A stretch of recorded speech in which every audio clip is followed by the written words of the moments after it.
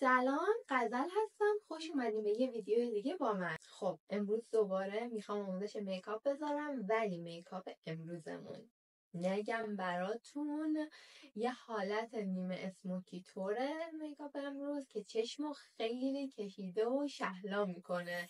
پس اگه دوست دارین که میکاپ خفن باحال که چشمتون رو کشیده کنه و تو مهمونی ها خیلی به کارتون بیاد و تو عروسی ها و همه چیز، حتما این ویدیو رو دنبال کنین. خب همونطور که میدونین من همیشه میکاپ از چشم شروع میکنم که سایه ها اگر ریخت روی صورتم جا داشته باشم که برم اون سایه ها رو صورتم پاک کنم و بعد پوستازیمو شروع میکنم، یه وقت کثیف‌کاری نشه. حالا اول کانسیلر میزنم. کانسیلرم خیلی کم میزنم که پشت چشمم سنگین نشه. در همین حد اوکی. حالا یه کوچولو پودر فیکس بیرنگ میزنم پشت چشم. من از برند فلورمار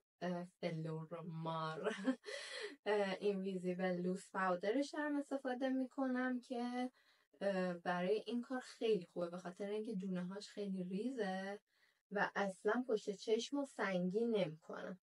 حالا یه دونه مداد برمیدارم. مدادم از برند ریمل لندنه و واترپروف نیست، برای اینکه راحت بتونم پخشش کنم. وقتی میخواین یه محصولی رو روی پوستتون پخش بشه حتما چک کنین خط چشم مداد که واترپروف نباشه. یه کوچولو میام خط چشم میکشم نزدیک بن چشمم و اصلا هم لازم نیست که دقیق باشه، به خاطر اینکه قراره این خط چشم فید بشه. موقعی که میخواین خط چشم بکشیم، برای اینکه قرینه باشه آینه رو دقیقاً روبروتون بگیرید، نه اینطوری زاویه 45 درجه بگیرید، نه از پایین نه زیادی از بالا. دقیقاً روبروتون آینه رو نگه دارین و شروع کنین به خط چشم کشیدن تا کاملاً زاویه خط چشمتون فرمش و همینطور قرینگیش درست از آب در بیاد. ببین یه خط چشم این شکلی تقریباً اصلا مرتب نیست. بعد میایم با استفاده از یه براش سرکج این شکلی همون رو فیدش میکنیم و مرتبش میکنیم. من برای اینکه دوست دارم چشمم خیلی کشیده تر به نظر بیاد، نمیام خط چشمم رو تا جلوی چشمم بیارم. این انتها این خط کجه رو میکشم میارم تا اواسط چشمم تمومش میکنم، به خاطر اینکه اگر بیارم از روی چشمم کامل ردش کنم و به قسمت جلوی چشمم برسه چشممو خیلی گردتر از حالت عادی میکنه. من الان دوست دارم با این میکاپ چشمم کشیده بشه، پس خط چشمو تا وسطای چشم تمومش میکنم. سعی کنین هر دو چشمتونم همزمان انجام بدین که یه وقت یه کاری روی یک چشمتون انجام نداده باشین رو اون یکی یادتون بره.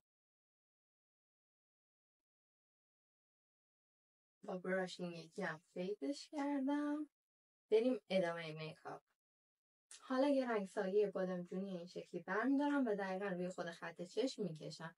بچه این پالتم هم تستر اسنس و واقعا خیلی خوب و خیلی زیاده، یعنی به اندازه یه پالت کامل من از این استفاده کردم و هنوز سایه داره. به خاطر همین تسترها بعضی وقتا ارزش خریدن دارن. من اینو از میسمت خریدم، اگر دوست داشتید شما هم بخریدش، خیلی خوبه. آینه دقیقا روبرومه، کردم تو حلقم آینه رو.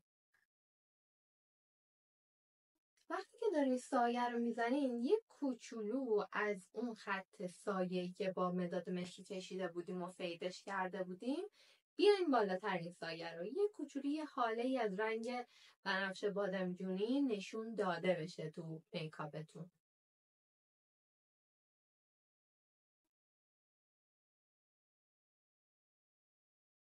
از روبرو چک میکنم که قرینه باشه.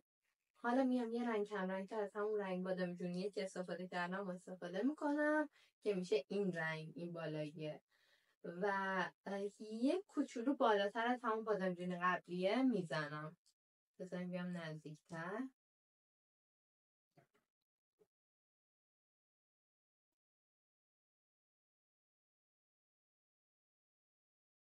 دقیقا الان فعلا دارم خطی کار میکنم، یعنی اصلا نمیام از اون خطه بزنم بیرون. تا این مرحله همچنان داشتم از این براش سرکجه استفاده میکردم، یعنی یه دونه براش. حالا یه براش فید کردم برمیدارم این شکلی. دیگه میام تو توناژ صورتی، یه صورتی روشن انتخاب میکنم مثل این رنگ، این پایینیه، و میام این قسمت کریس چشمم رو کامل با رنگ صورتی سایه میزنم. سعی کنید تو خط کریس چشمتون باشه، یعنی خیلی هم دیگه به ابروتون نزدیک نشید.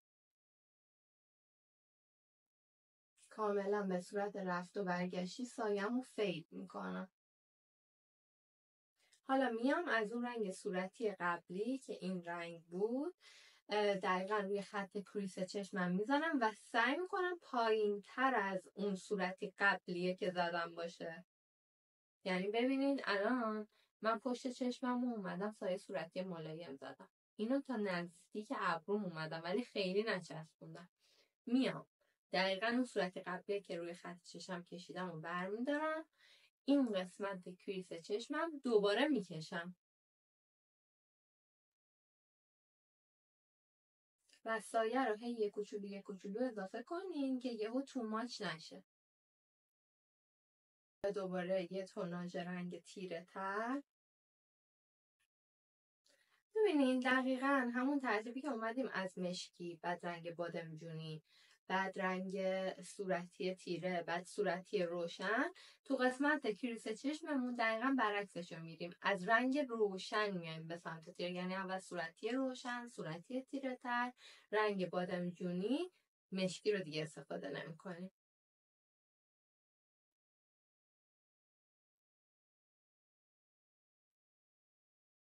حالا یه براش فید تمیز برمیداریم و کل پشت چشممون رو فید میکنیم. حالا دقیقا همون رنگایی که به قسمت خط چشم اضافه کرده بودیم و دوباره شارژش میکنیم و هی با همون براش فید تمیزه میایم فیدش میکنیم.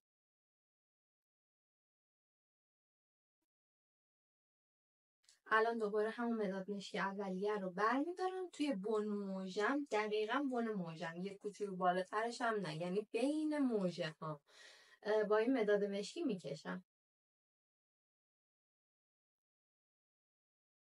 همون مقدار سرکجه رو برمیدارم بین موجه هامو دوباره برمیدارم فیدش میکنم مدادی که زدمون. حالا یه صورتی خیلی خیلی روشن یا یه رنگی کرمتور مثل این رنگ، این مشخصه مثل این رنگ برمیداریم و به قسمت 1/3 جلویی چشممون میزنیم.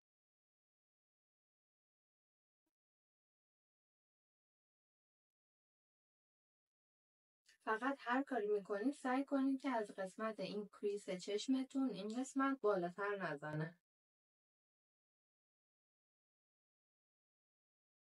براش فید تمیز بردارین و کل قسمت پشت چشمتون اگه جایش احساس میکنین که فید نیست فیدش کنین.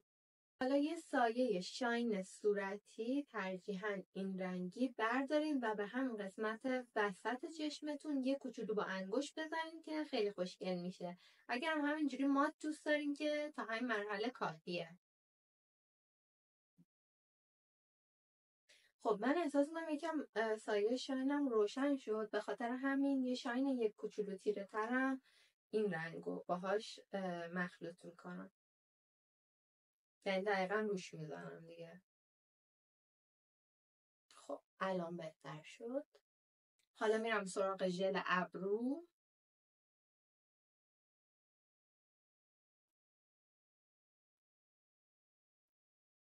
نمیدونم معلوم هست یا نه ولی روی صورتم یک عالمه سایه ریخته، به خاطر همین اول مرحله چشم انجام میدم که اگه سایه ریخت بتونم پاکش کنم. حالا صورتمو پاک میکنم و شروع میکنم به انجام دادن میکاپ پوستم. با میسلر واتر من این کار رو انجام میدم و اگه زیر سایه چشممون یه کوچولو مثلا احتیاج داره که صاف تر بشه، اینجا مرحله که میتونیم با استفاده از میسلر واتر اینطوری خط بندازید و سایه‌تون رو تمیزتر کنید زیرشو. بچه‌ها من یه کوچولو گودی زیر چشم دارم، به خاطر همین میخوام یه کوچولو کالر کرکت انجام بدم روی قسمت زیر چشمم. از رنگ نارنجی استفاده میکنم، میزنم به این قسمت های دقیقا زیر چشمم. ببینین از این نارنجی برای زیر چشم استفاده کردم. یه کوچولو هم از رنگ سبز برای این جوش مجلسی روی پیشونیم استفاده میکنم. از همون رنگ سبز یه مقدار خیلی کمی هم این کنارهای بینی رو میتونید استفاده کنید. اگر قرمزه، اگر رنگ حالت کبودی و بنفشی داره، از رنگ زرد استفاده کنید. اول با یه اسفانج نمدار یه کوچولو فیدش میکنم. حالا میام یه لایه کرم پود رو کل پوستم میزنم. کرم پودم از برند لوریال.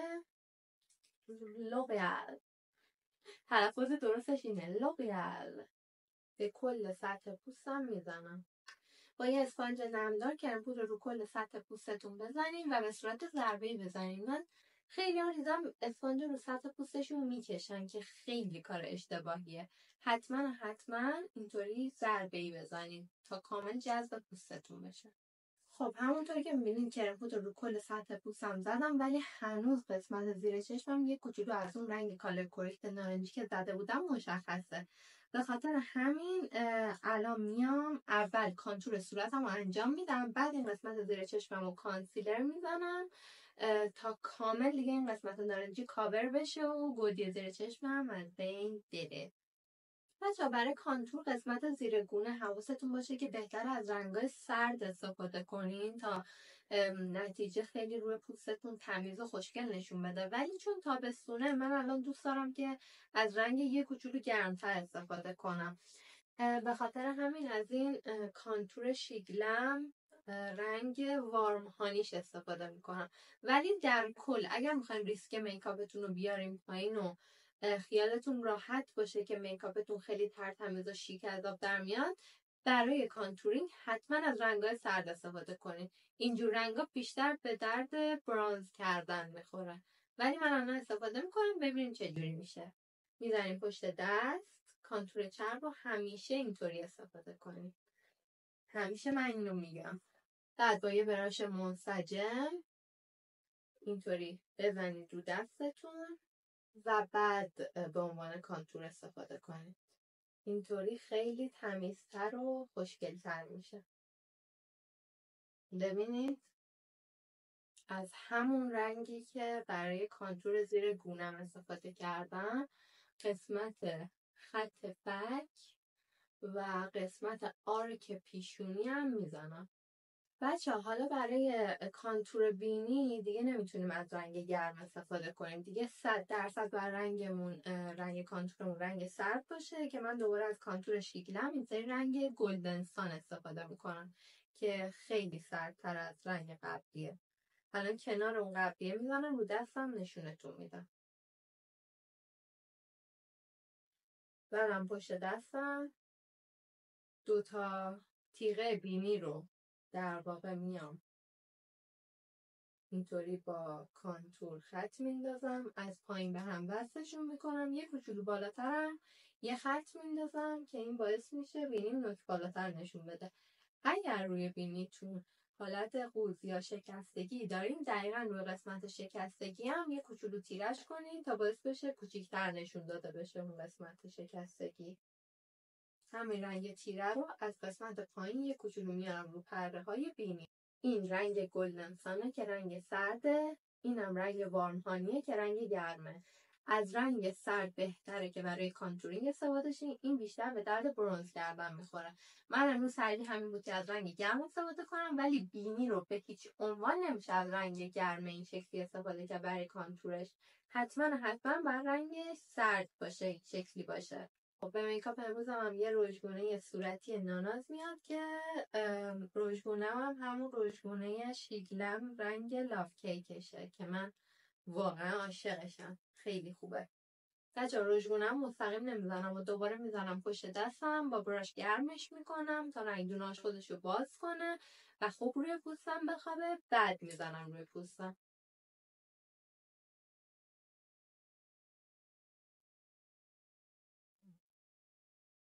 یه کوچولو اون رنگ کالر کرکتوری که زده بودم و با کرم پودرم که یه لایه نازک اومدم روش کمرنگ کرده بودم و فیدش کرده بودم. الان که دیگه کانسیلر رو میام روش کامل اون رنگ حالت نارنجی داره از بین میره. ببینید کامل از بین رفت.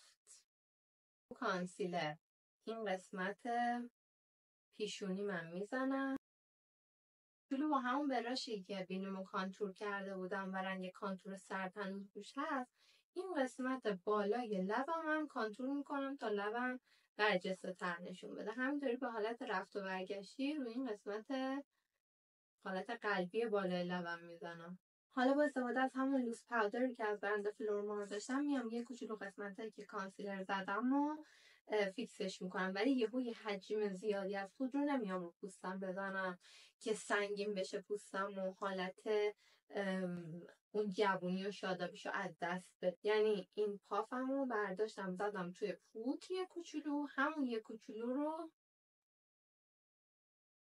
به صورت ضربه‌ای نمیکشید، همون دوباره تو حجم کم یه کوچولو میزنم و این قسمت هایی که کرم پود داشتم و پودر میزنم، همه به صورت ضربه‌ای و تو حجم خیلی خیلی خیلی کم.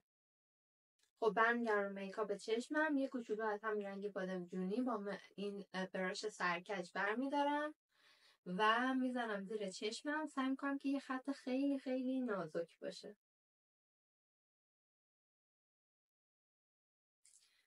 قسمت انتهایی چشمم این رنگ تیره رو میزنم. بعد یه رنگ صورتی تیره برمیدارم، همونو از روی همون خط بادمجونی رد میکنم و میام قسمت جلوتر رو داخلتر چشمم این شکلی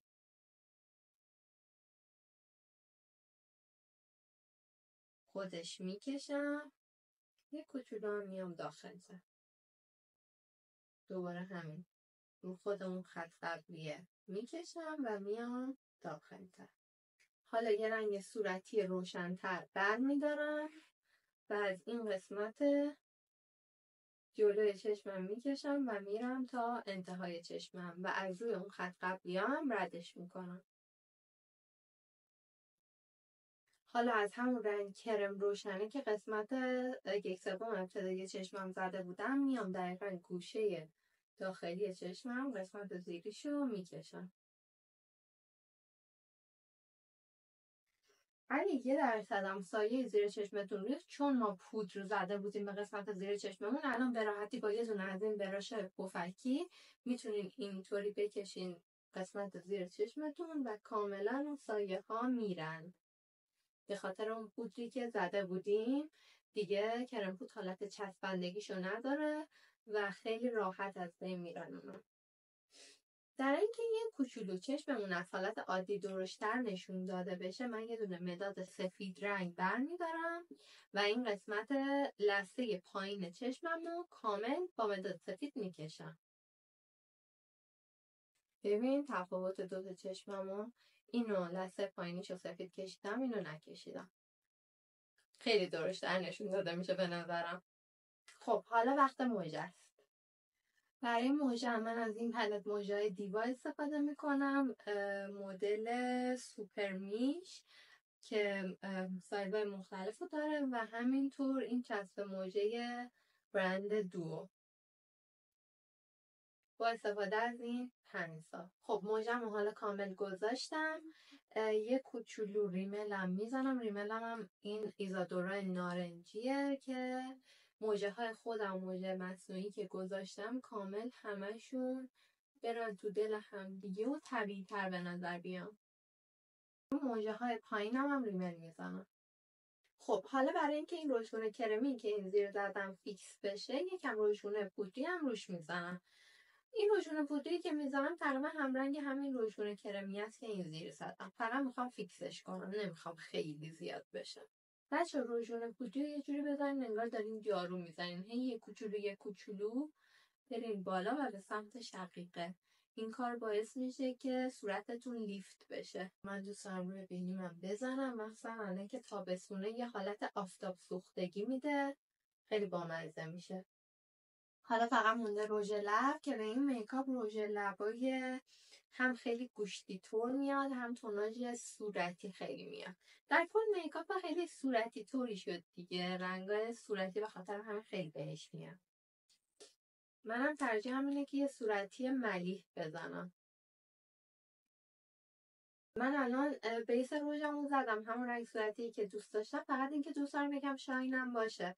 به خاطر همین یه لیپ گلاس دارم از برند مای که توش یه سری اکریلای کوچولو کوچولو خوشگل داره و بیرنگه، یعنی روی هر رنگ روژ بزنیم فقط شاین میشه و لیپ گلاس خیلی خوشگله.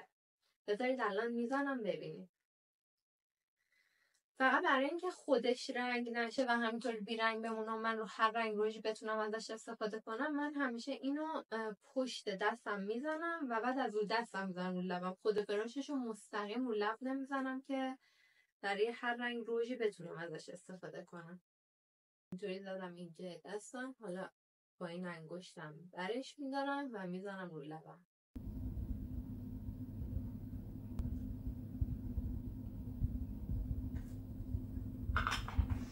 ببینید از هایلایتر غافل نشین که تابستون رو از واجباته، واقعا بدون هایلایتر تابستون نرید بیرون، حیفه. از این براش باد بزنی یا برمیدارم، یه کوچولو میزنم توی هایلایترم، این قسمت بالای رژگونمو هایلایتر میزنم. بچه با این میکاپ ترجیحاً هایلایترتون صورتی باشه، خیلی خوشگلتر میشه و به همه چیز بیشتر میاد. آرک پیشونیمم یه کوچولو میزنم، یه کوچولو هم نوک بینی. اگه بینیتون منافذ داره نوک بینیتون رو نزنید.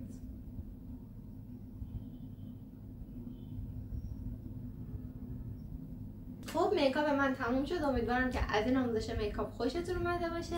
اگه سوالی داشتین توی کامنت از من بپرسین و اگه این ویدیو رو دوست داشتین من قراره که آموزش بیشتری بذارم، پس سابسکرایب یادتون نره و اینکه لایک کنید و حمایت کنید و شیر کنید و خلاصه که غزل عشق شماست.